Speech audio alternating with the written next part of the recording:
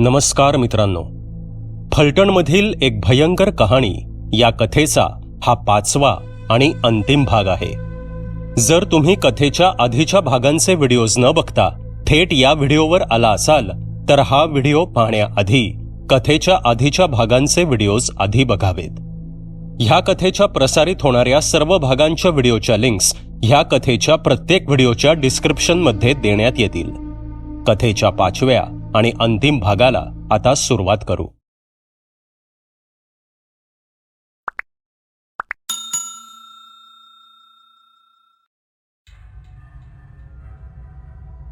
हे पहा राधाक्का, यांना शिक्षा होणार आणि कायद्याने होणार, पण तुम्ही हे सर्व करून एका निष्पाप मुलीच्या जीवाशी खेळलात.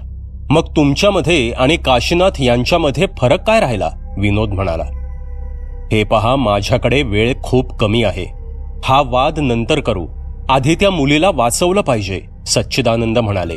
आणि त्यांनी विनोदने दिलेले केस आणि कपड्याचा तुकडा आपल्या उजव्या हातावर धरला आणि ते मंत्र म्हणू लागले. ओम स्वम भुलन स्वम ग्लून क्लेम फट स्वाहा.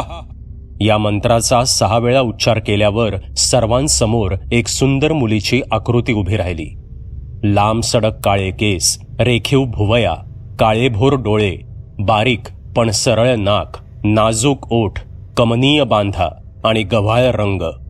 तिला पाहताच कोणीही तिच्या सौंदर्याला भुलून जाईल अशी त्या मुलीची आकृती होती. पण हळूहळू तिचं सुंदर रूप बदलून कुरूप होऊ लागलं. लांब सडक काळे केस जाऊन तिकडे मातीने भरलेले केस आले. भुवया नाहीशा झाल्या होत्या. काळ्या भोर डोळ्यांच्या जागी रिकाम्या खोबण्या आल्या होत्या आणि नाकाच्या जागी फक्त भोक दिसत होतं. हातपाय सडून गेले होते आणि त्यांना कीड लागली होती. एक घाण वास वातावरणात पुन्हा पसरू लागला होता. त्या मुलीची आकृती तिकडे उभे असलेल्या सर्वांना पाहून विचित्र हसू लागली. काजल, मला माहितीये तुझ्यावर अन्याय झालाय. हे बघ, काशीनाथ यांनी आपल्या गुन्ह्याची कबुली दिली आहे, त्यामुळे तू आता त्या निष्पाप नेत्राला सोडून दे आणि मुक्त हो, सच्चिदानंद तिला समजावत म्हणाले. त्यावर काजल भसाड्या आवाजात हसली आणि म्हणाली, सोडून देऊ? ते शक्य नाही. नेत्रा माझी चांगली मैत्रीण होती, पण ती आता तिच्या हरामखोर बापाच्या गुन्ह्याची शिक्षा भोगतीये, काजल रागात म्हणाली. हे बघ पोरी, जे काही तुझ्यासोबत घडलं ते खूप भयंकर होतं, वाईट होतं. त्यांच्या वतीनं मी तुझी माफी मागते. त्यांना शिक्षा नक्की होईल, पण माझ्या मुलीला सोड, अनुराधा गयावया करत म्हणाली. शिक्षा कोणकोणत्या गुन्ह्यासाठी देणार? या माणसानं माझं जीवन उद्ध्वस्त केलं. ऑफिसमध्ये, घरी, बाहेर, हॉटेलमध्ये, जिकडे याच्या मनात येईल तिकडे याने माझा उपभोग घेतला. एवढंच कशाला, टेंडर मिळवण्यासाठी सुद्धा याने मला अनेक लोकांसोबत जबरदस्तीने शय्या करायला सांगितलं. तेव्हा माझा नाईलाज होता. काय गुन्हा होता माझा? मी गरीब होते. मला माझ्या आई वडिलांसाठी पैसे पाठवायचे होते, त्यांना सुखी ठेवायचं होतं आणि याच्यासाठी मी किंमत मोजली आहे. आणि आता हिशोब चुकता करण्याची वेळ आली आहे. आता ह्याची पाळी आहे. हा सुद्धा आपल्या लाडाच्या मुलीला असंच तडफडत मरताना पाहणार. हीच त्याची शिक्षा आहे आणि असंच करून मी स्वतःला न्याय मिळवून देणार आहे. मी नेत्राला सोडणार नाही. याने याचा स्वार्थ साधून घेतला, आता मी माझा स्वार्थ साधून घेणार आहे. मी गरोदर राहिले तेव्हा याने मला नाकारलं. माझ्या बाळाला स्वतःचं नाव देण्यास नकार दिला. माझा जीव घेतला. मग मी का सोडू याला? भसाड्या आवाजात काजल म्हणाली. हे बघ काजल, मी तुझा गुन्हेगार आहे. तू मला शिक्षा कर, पण माझ्या मुलीला सोड, काशीनाथ रडत म्हणाले. काशीनाथ, ही शिक्षा तुलाच आहे, कारण तुझ्या कर्माची फळं तुझी मुलगी भोगणार आहे आणि त्याचा खूप मानसिक त्रास तुला होणार आहे आणि हेच मला हवं आहे, काजल म्हणाली. हे बघ मुली, काशीनाथ चुकले, पण त्याची शिक्षा त्यांच्या मुलीला का? त्यांना आम्ही पोलिसांच्या हवाली करणारच आहोत, तेव्हा तुला न्याय तर मिळणारच आहे, सच्चिदानंद म्हणाले. मी आता काहीही ऐकणार नाही. आता वेळ झाली आहे. मी तिला आता कायमचं घेऊन जाणार. तिचा आत्मा मी आमच्या आत्म्यांच्या दुनियेमध्ये कैद केला आहे आणि उद्या तो कायमचा नष्ट होईल आणि नेत्राचं अस्तित्व संपेल.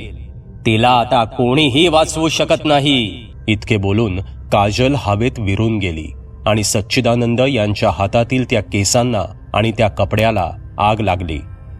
ही करणी खूपच जालिम आहे आणि माझ्याकडे वेळ कमी आहे. मी तुम्हाला उद्या पहाटे भेटतो. मला तयारी करायची आहे. इतके बोलून सच्चिदानंद निघाले. सच्चिदानंद कधीच अशा जागी राहत नव्हते, अशा घरी राहत नव्हते ज्यांच्या कामासाठी ते यायचे. त्यांचे खूप अनुयायी होते. ते नेहमी त्यांच्याकडेच राहायचे आणि आत्ता सुद्धा असेच ते आपल्या एका अनुयायाच्या घरी गेले आणि तिकडे एका खोलीमध्ये ध्यानस्थ बसले. इकडे अनुराधाने पोलिसांना रागाने कॉल केला आणि सर्व हकीकत सांगितली. तसे पोलीस तातडीनं तिकडे आले. त्यांनी तिकडे येऊन काजलचं प्रेत आणि त्यासोबत राधाक्का आणि काशीनाथ यांना ताब्यात घेतलं आणि अटक केली.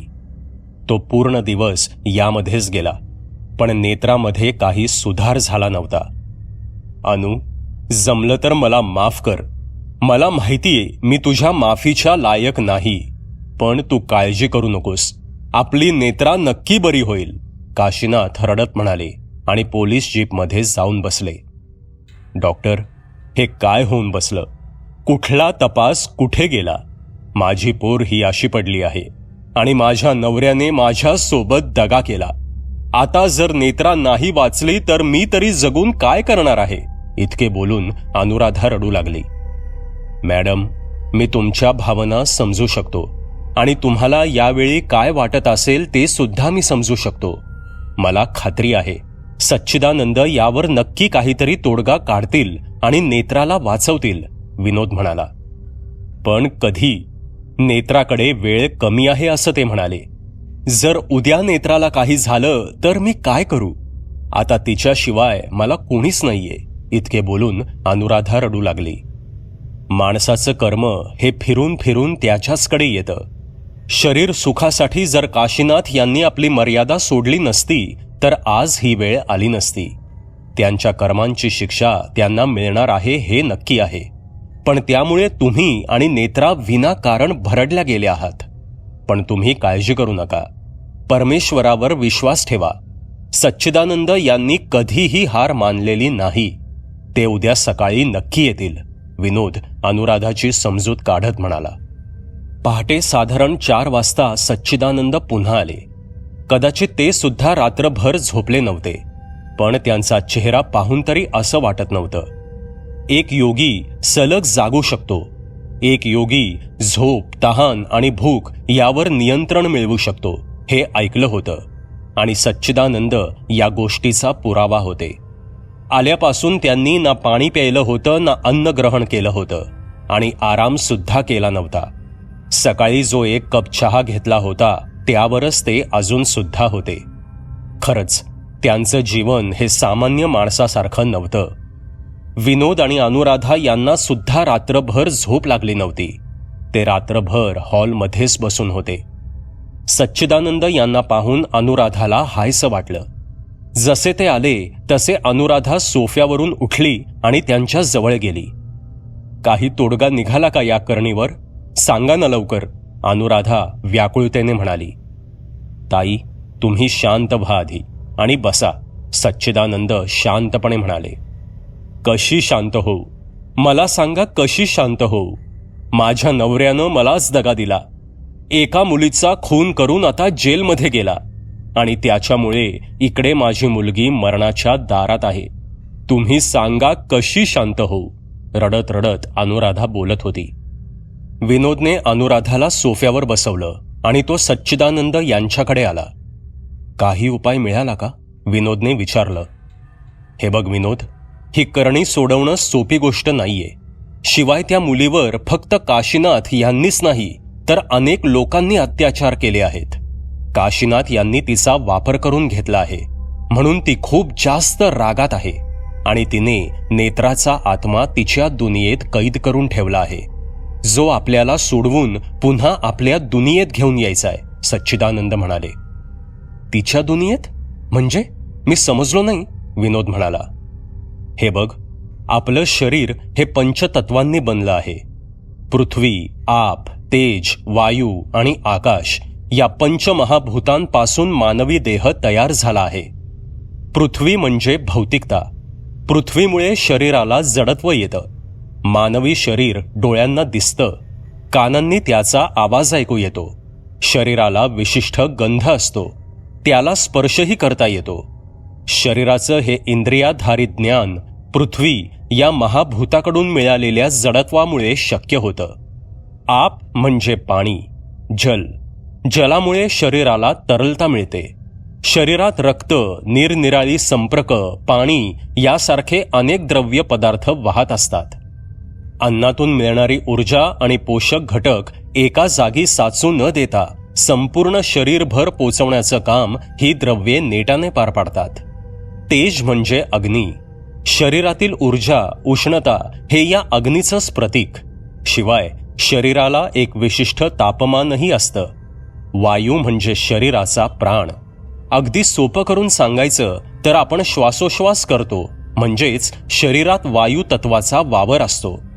श्वासावाटे ऑक्सिजन शरीरात प्रवेश करतो हे तर सर्वज्ञात आहे. ऑक्सिजनलाच प्राणवायू असं म्हणतात. पंचमहाभूतांपैकी आकाश हे एकमेव तत्व अभौतिक आहे. आकाशाची तुलना मानवी मनाशी केली जाते. आकाशाप्रमाणेच मन अनंत असतं. कोणत्याही बंधनामध्ये मनाला बांधता येत नाही. आकाश अनंत ऊर्जेने तर मन अनंत शक्तींनी भरलेलं आहे. आकाश कधी दाटून येतं, कधी निरभ्र होतं, तर कधी तळपत्या सूर्याला जागा करून देतं. मनही कधी प्रसन्न होतं तर कधी दुःखी होतं. कधी आशेवर जगतं तर कधी निराश होतं. कधी सागरातील लाटांसारखं क्रोधाने उफाळून येतं तर कधी आकाशासारखंच मन शांत होतं. पण या पंचमहाभूतांवर नियंत्रण ठेवणारं आणखी एक तत्व अस्तित्वात असतं आणि ते म्हणजे आत्मा. माणूस जिवंत असेपर्यंत त्याच्यातील चेतना, त्याचा आत्मा जागरूक असतो. अगदी झोपेतही ही चेतना काम करते. ही चेतना संपूर्ण शरीराचं नियंत्रण करते आणि काजल या सर्व गोष्टींच्या पलीकडे गेली आहे. तिचा फक्त आत्मा शिल्लक आहे आणि तो सुद्धा त्यांच्या जगात आहे जिकडे पंचमहाभूत अस्तित्वात नाहीत.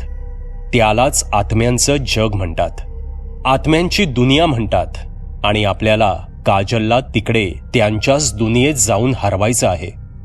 काल मी ध्यान लावून माझ्या गुरूंचं मार्गदर्शन घेतलं आणि त्यांनी मला उपाय सांगितला आहे. पण ते साध्य करणं खूप कठीण आहे. त्यासाठी काही वस्तूंची आवश्यकता असेल ज्या आपल्याला इकडे सहज मिळतील, पण ते कार्य करणं मात्र अवघड आहे. मी आत्ता सांगितल्याप्रमाणे जसं आपलं जग असतं तसं आत्म्यांचं जग असतं. त्यांना आपल्या जगात येण्यासाठी आवाहन करावं लागतं. कोणाची इच्छा पूर्ण झाली नसेल तर ते आपल्याच जगात भटकत राहतात. आत्ता नेत्रा आत्म्यांच्या जगात आहे आणि तिची तिकडून सुटका करून आपल्याला तिला इकडे परत आणायचंय. अनुराधाताई, मला एक मोठा आरसा आणि नेत्राचा एक फोटो हवा आहे, सच्चिदानंद म्हणाले. मोठा आरसा माझ्या रूममध्ये आहे आणि नेत्राचा मोठा फोटो सुद्धा आहे, अनुराधा म्हणाली. सच्चिदानंद नक्की काय करणार आहेत याचा अंदाज कोणालाच येत नव्हता. अनुराधाने सांगितल्याप्रमाणे विनोद आरसा आणि फोटो घेऊन आला. सच्चिदानंद यांनी सांगितल्याप्रमाणे त्याने आरसा उभा केला आणि त्यावर नेत्राचा फोटो लावला. तुम्ही कितीही प्रयत्न केले तरी मी या पोरीला सोडणार नाही, एक फसाडा आवाज आणि एक विचित्र हास्य वातावरणात घुमलं.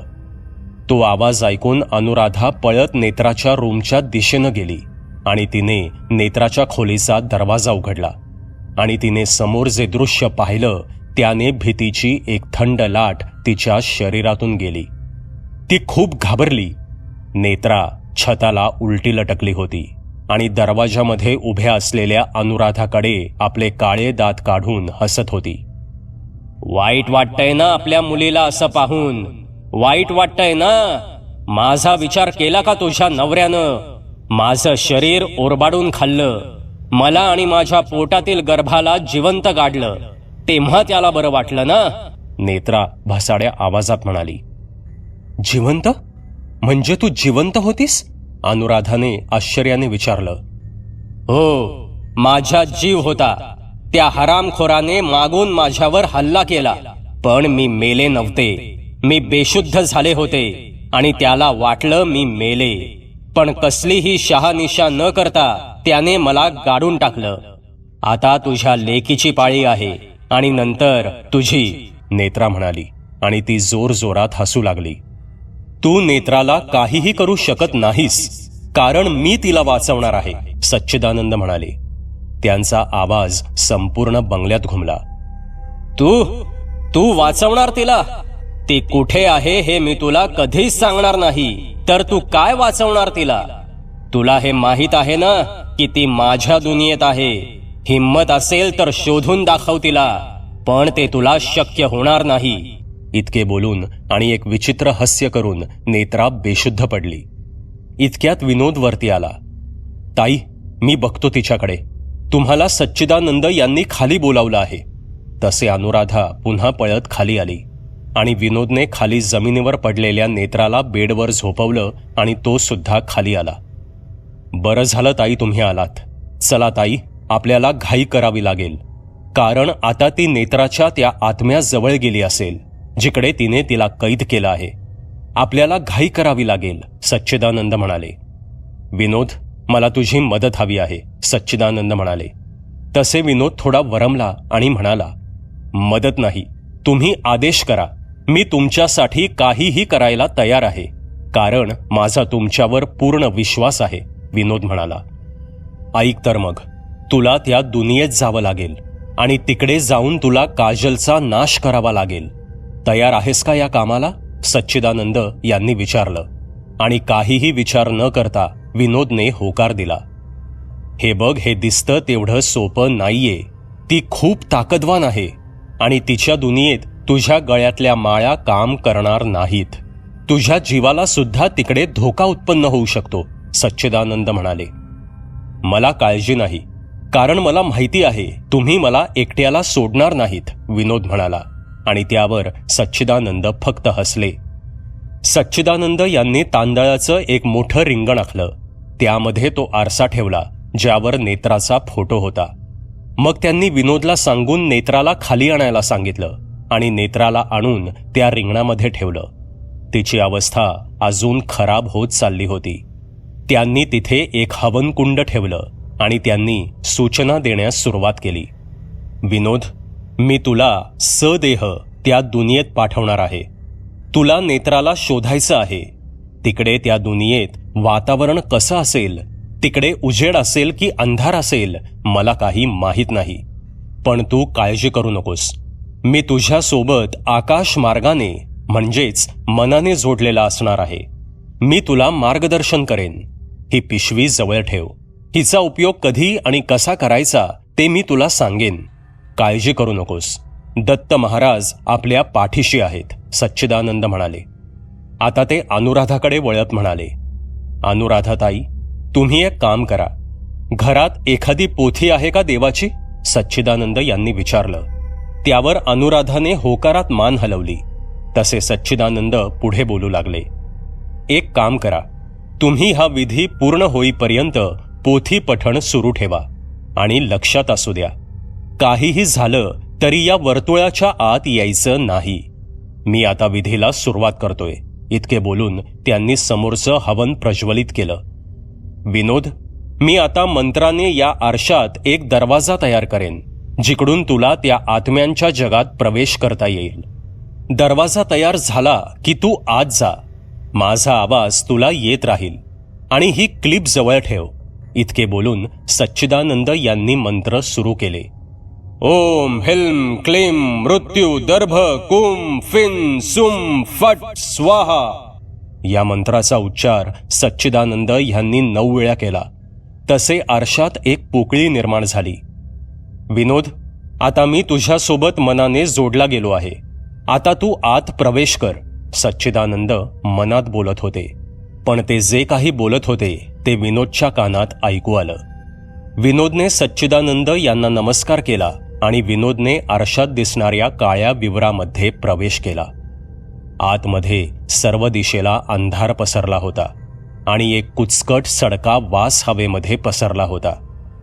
सच्चिदानंद, मला आत काहीच दिसत नाहीये, आत खूप अंधार आहे, विनोद चाचपडत म्हणाला.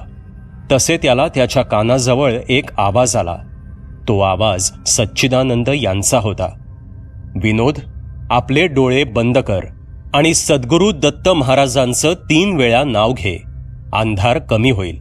तसे विनोदने सच्चिदानंद यांनी सांगितलं तसं केलं. ओम श्री गुरुदत्त महाराज नमः. ओम श्री गुरुदत्त महाराज नमः. ओम श्री गुरुदत्त महाराज नमः. विनोदने दत्त महाराजांचं 3 वेळा नाव घेतलं आणि खरोखरच तिकडचा अंधार कमी झाला. त्याला आता थोडं थोडं दिसू लागलं होतं. तिकडे एक लाल रंगाचा प्रकाश होता. जमीन ओबडधोबड आणि खडकाळ होती. मोठमोठाले खडक त्याला समोरून पडताना दिसत होते. त्याच्याकडे वेळ कमी होता आणि प्रश्न हा होता की आता जायचं कुठे, दिशा कशी शोधायची, जेणेकरून तो लवकरात लवकर नेत्राकडे पोचू शकेल. विनोद, तुझ्या या समस्येवर उपाय आहे ती क्लिप. ती क्लिप बाहेर काढ, कारण ती क्लिप तुला दिशा दाखवणार आहे, सच्चिदानंद म्हणाले. पण तुम्हाला कसं समजलं? मी तर काही बोललो सुद्धा नाही. मी हे विचार मनात करत होतो, विनोदने आश्चर्याने विचारलं. तू बहुतेक विसरला आहेस की तू आणि मी मनाने जोडले गेलो आहोत, सच्चिदानंद शांत स्वरात म्हणाले. हो, माफ करा, मी तुमच्यावर संशय घेतला, विनोद नम्रपणे म्हणाला. विनोदने ती क्लिप बाहेर काढली. तसे त्या क्लिपमधून एक प्रकाश येऊ लागला आणि तो प्रकाश त्याला वायव्य दिशा दाखवत होता. विनोदने आता त्या दिशेने चालायला सुरुवात केली. विनोदकडे वेळ कमी होता, कारण जर हे काम वेळेत झालं नाही तर नेत्राचा बळी जाणार होता. शिवाय तो कायमचा याच जगात अडकून पडणार होता. पण त्याच्यासोबत सच्चिदानंद होते. साधारण पाऊण तास चालून विनोद आता एका पडक्या वाड्यासारख्या घराजवळ पोचला होता. लांबून तरी ती जागा एका घरासारखी भासत होती, पण आत त्या घरात काय आहे हे विनोदला अर्थातच माहीत नव्हतं. जेव्हा तो त्या घराच्या जवळ पोचला तेव्हा त्याला तिकडून एक हसण्याचा आणि एक विचित्र ओरडण्याचा आवाज आला आणि त्यात मध्येच एका मुलीच्या रडण्याचा आवाज सुद्धा येत होता.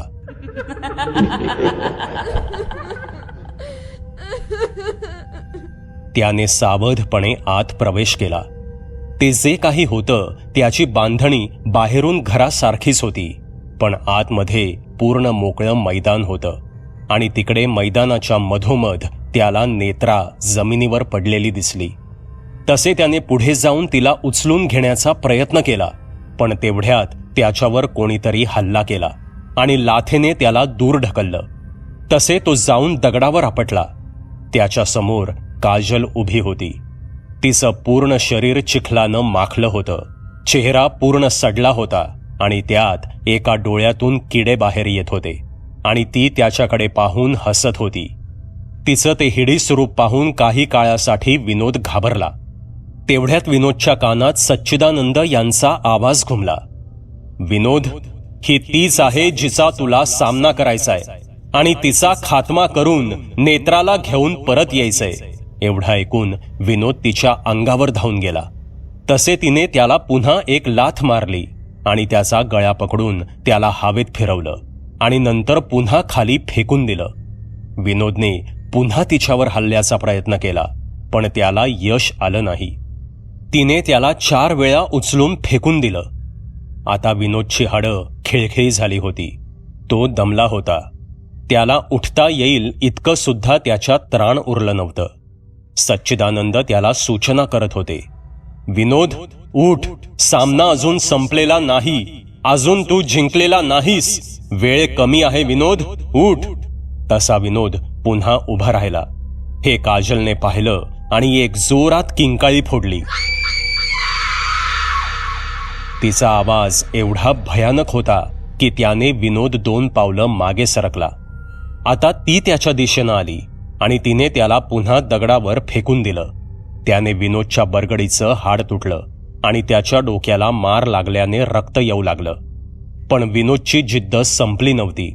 ही लढाई शुभ अशुभ यामध्ये होती आणि विजय शुभचाच करायचा होता.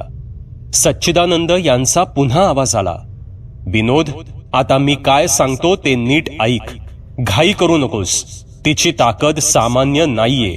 मी तुला जी पिशवी दिली आहे ती उघड आणि त्यात लाल कापडात एक वस्तू असेल ती काढ. सच्चिदानंद यांची सूचना विनोद पाळत होता. इकडे अनुराधाचं पठण सुरू होतं आणि त्याने सच्चिदानंद यांच्या प्रयत्नांना यश मिळत होतं. नेत्रा आता जोरजोरात उचक्या देऊ लागली होती. आता शेवटची काही मिनिटे शिल्लक होती. काजल नेत्राचा आत्मा पकडून घेऊन जाऊ लागली होती. तसे विनोदने लाल कपड्यातून एक त्रिशूळ आणि एक पाण्याची बाटली बाहेर काढली. विनोद, आता मी काय सांगतो ते नीट ऐक. तो त्रिशूळ छोटा असला तरी अभिमंत्रित आहे. पंचधातूपासून तयार केला गेलेला तो खास त्रिशूळ आहे. पण त्याला जागृत करण्यासाठी गंगाजलाची आवश्यकता आहे आणि तेच त्या छोट्या बाटलीमध्ये आहे. आता नीट लक्ष देऊन ऐक. गंगाजलामध्ये तो त्रिशूळ धुवून राहिलेले जल काजलवर शिंपडायचं आहे, जेणेकरून तिची शक्ती काही सेकंदासाठी कमी होईल आणि तुला तिला मारण्याची संधी मिळेल. या त्रिशूळाचा वार एकदाच करायचा आहे आणि तो तिच्या डोक्यात करायचा आहे. जर का पहिला वार चुकला तर दुसऱ्या वारासाठी तू जिवंत राहणार नाहीस, सच्चिदानंद यांनी सांगितलं.